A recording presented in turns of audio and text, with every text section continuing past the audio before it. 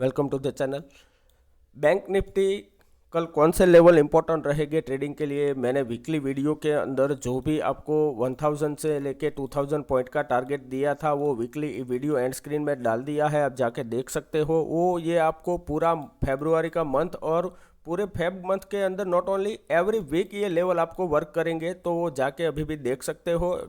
यहाँ मैंने and screen में डाल दिया है और डिस्क्रिप्शन बॉक्स में भी फ्री टेलीग्राम चैनल का लिंक डाल दिया है, और वो सेम वीकली का वीडियो का जो इंपॉर्टेंट लेवल्स है जो समझाया है BTST और इंट्राडे लेवल्स, उसका भी मैंने लिंक डाल दिया है, तो जाके आप चेकआउट कर सकते हो। अभी कल के लिए समझो कि मार्केट यहाँ से नो डाउट सेलिंग आया, लेकिन यहाँ से अपर साइड गया तो रिट्रेसमेंट 50% के आसपास होने के बाद फिर से गया, फिर अभी 50% से ज़्यादा रिट्रेसमेंट करने की मार्केट ट्राई कर रहा है। अभी आप मिड कैप निफ्टी और निफ्टी देखोगे तो एग्जैक्टली ये जो शार्प सेलिंग आया था इस कैंडल के अंदर, इसके आसपास जाके ट्रेड करना स्टार्ट कर दिए है। तो जो निफ्टी है और मिड कैप निफ्टी वगैरह है वो segment as compare to Nifty और फिन निफ्टी बहुत स्ट्रांग है, क्योंकि यहाँ अभी भी इतना गैप पेंडिंग है। तो कल के लिए क्या हो सकता है कि यहाँ इतना अभी मार्केट के पास स्पेस है, तो यहाँ तक हम अपना टारगेट रख सकते हैं। अभी मान लो कि मार्केट इसी रेंज के अंदर यही वॉलेटिलिटी क्रिएट करता है तो भी आपको कुछ ज़्यादा प्रॉब्लम नहीं हो सकता, क्योंकि बड़ी रेंज है। तो आप अपना टारगेट 1:2 1:3 तक का आराम से यहाँ प्रोजेक्ट करके प्रेडिक्ट करके जा सकते हो। आज हमने चार चार ट्रेड दिए थे, आप जाके देख सकते हो। 3 कॉल के साइड दिए थे, 1 ट्रेड हमने पुट के साइड दिए थे, और सबका टारगेट एंड ETC सभी स्क्रीनशॉट वगैरह डाल दी है, आप जाके चेकआउट कर सकते हो। अभी बैंक निफ्टी का यहाँ देखो 45,442। तो सबसे पहला पॉइंट यहाँ समझो कि यहाँ आपके नियर ये है 45,500 का राउंड लेवल। तो ये सबसे पहले आपको मार्क करके रखना है कि जो राउंड लेवल है वो कितना यहाँ से दूर है। तो सबसे नज़दीकी राउंड लेवल यही है 45,500। अभी दूसरा पॉइंट हम समझेंगे 15 मिनट चार्ट में, मैं आपको यहाँ से क्लियर करके देता हूँ कि कौन से लेवल पे आपको एग्जैक्टली ट्रेड करना चाहिए।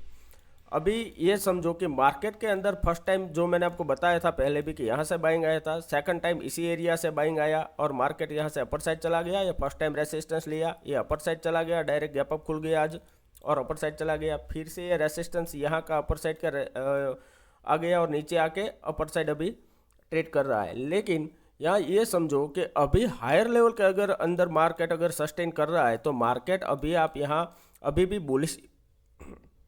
बुलिश मोड में चल रहा है। अभी भी आप यहाँ से नेगेटिव या बेरिश नहीं समझ सकते। अगर बाय चांस ये कैंडल के बाद मार्केट यहाँ कहीं क्लोज आया होता तो हम यहाँ पुट के साइड एग्रेसिव क्वांटिटी में कुछ सोच सकते थे, लेकिन इतना यहाँ बाउंस बैक करके दे दिया है तो अभी भी आपको कॉल के साइड ही ज़्यादा अपॉर्चुनिटी ढूंढना चाहिए एज़ कम्पेयर टू पुट के साइड। अभी यहाँ और एक चीज़ समझो कि मार्केट ने आज जितना भी यहाँ से मोमेंटम किया वो कंप्लीट मोमेंटम यहाँ जिगजैग में कंप्लीट हो गया। तो आज कुछ इंट्राडे में कुछ इतना मोमेंटम नहीं था, गैप अप हो गया था ऑलरेडी 300 प्लस पॉइंट, ठीक है।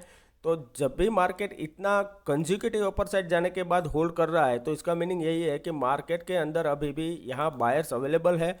और यहाँ आप थोड़ा सा पीछे जाओ तो यहाँ आपको दिखेगा कि मार्केट रुका कहाँ है। ये देखो एग्जैक्टली ये जो सपोर्ट था पहले, वहीं से अभी एग्जैक्टली मार्केट नीचे आया और यहाँ से फिर से अपर साइड गया। तो यहाँ अगर मार्केट टाइम स्पेंड करने के बाद अगर अपर साइड जाता है तो यहाँ one of the best trade मिलेगा, और यहाँ कम से कम 200 से लेके 300 पॉइंट का आप टारगेट प्रोजेक्ट करके जा सकते हो इंट्राडे में, और पोजिशनल में आप 500 से लेके 1000 पॉइंट का BTST के लिए टारगेट लेके जा सकते हो। लेकिन उसके लिए मैंने जिस तरह से आपको समझाया कि मार्केट इसी एरिया के अंदर 45,500 से लेके 600 के बीच में टाइम स्पेंड करे, उसके बाद ब्रेकआउट दे, तो आपको one of the best trade मिलेगा। अगर यहाँ से मान लो कि कंजिक्यूटिव ही चला जा रहा है तो यहाँ आपको पोजिशनल लेके नहीं जाना चाहिए कॉल के साइड, सबसे पहले प्रॉफिट बुक करके जाना चाहिए, ठीक है।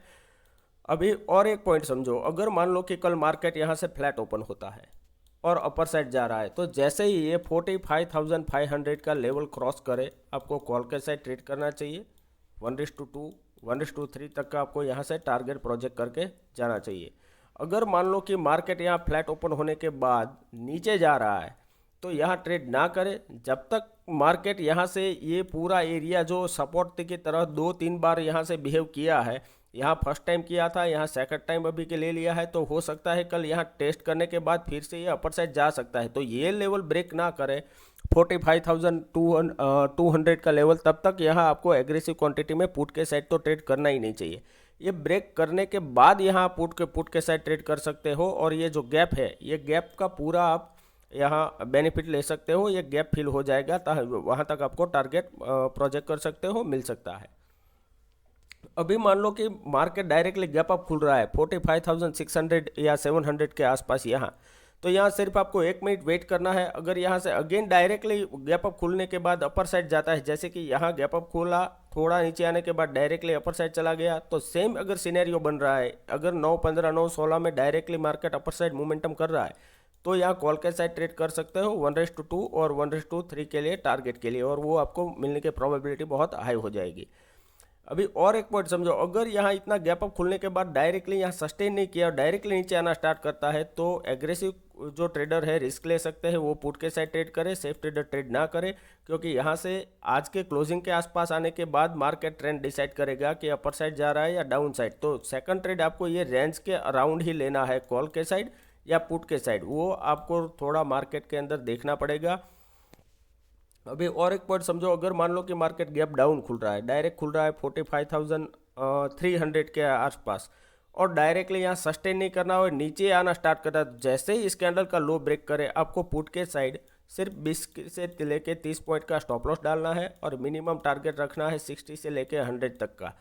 और यहाँ आपका रिस्क टू रिवॉर्ड बहुत अच्छे से मैनेज होने वाला है, क्योंकि यहाँ से एक गैप फिल करेगा तो मिनिमम आपको 100 से लेकर 150 पॉइंट का पूरा विंडो ओपन हो जाएगा। तो एज कम्पेयर टू आपके स्टॉप लॉस से मनी मैनेजमेंट में रिस्क टू रिवॉर्ड बहुत अच्छा यहाँ बैठ जाएगा। तो इस तरह का ट्रेड ढूंढने के बाद ही ट्रेड करो। अगर मान लो कि मार्केट यहाँ गैप डाउन खुलने के बाद अपर साइड जाता है, तो यहाँ अगेन कॉल के साइड एग्रेसिव जो रिस्क ले सकते हैं वही ट्रेडर ट्रेड करे, और 1:2 1:3 का ही टारगेट यहाँ प्रोजेक्ट करो, क्योंकि यहाँ से अपर साइड गया, आज का जो क्लोजिंग है वो रेसिस्टेंस की तरह बिहेव करेगा। फिर यहाँ टाइम स्पेंड करे और ब्रेकआउट दे, तो यहाँ सेफ ट्रेडर भी ट्रेड कर सकते हैं और रिस्की ट्रेडर भी ट्रेड कर सकते हैं, और 20 से 30 पॉइंट का स्टॉप लॉस डालना है, और मिनिमम यहाँ आपको 60 से लेके 100 तक का टारगेट रखना है, और वो ये आपको मिलने की प्रोबेबिलिटी बहुत हाई हो जाएगी। तो जो भी ट्रेड्स है वो आप पहले समझो कि यहाँ रेंज कहाँ पे है और इसका रेसिस्टेंस कहाँ पे है। यहाँ देखो कि ये रेसिस्टेंस एरिया है एग्जैक्टली जहाँ से आज मार्केट नीचे आया है, और गैप अप खुलने के बाद गया था कंजिक्यूटिव। तो इस तरह से कोई भी ट्रेड के अंदर मैं आपको बार बार बता रहा हूँ एवरी टाइम चार्ट में कि कभी भी ये रेसिस्टेंस ब्रेक नहीं कर सकता। जिस तरह से यहाँ ये कंजिक्यूटिव गया तो फिर ये नीचे आ गया, यहाँ कंजिक्यूटिव गया फिर से ये नीचे आ गया, तो इस तरह से जब भी यहाँ भी और एक आपको पॉइंट है, देखो ये कंजिक्यूटिव गया और ये कंजिक्यूटिव नीचे आ गया, तो इस तरह से कभी मोमेंटम नहीं कर सकता मार्केट। उसका और एक एग्जांपल है वो यहाँ देखो कि मार्केट जब टाइम स्पेंड किया, जैसे कि यहाँ देखो ये कंजिक्यूटिव टाइम स्पेंड किया, 1-2 घंटा यहाँ टाइम स्पेंड किया, फिर ये ब्रेकआउट किया तो ये सस्टेन किया। तो इतना पॉइंट अगर आपने कैप्चर किया या इतना 50% भी कैप्चर किया तो भी वो one of the best trade हो जाएगा।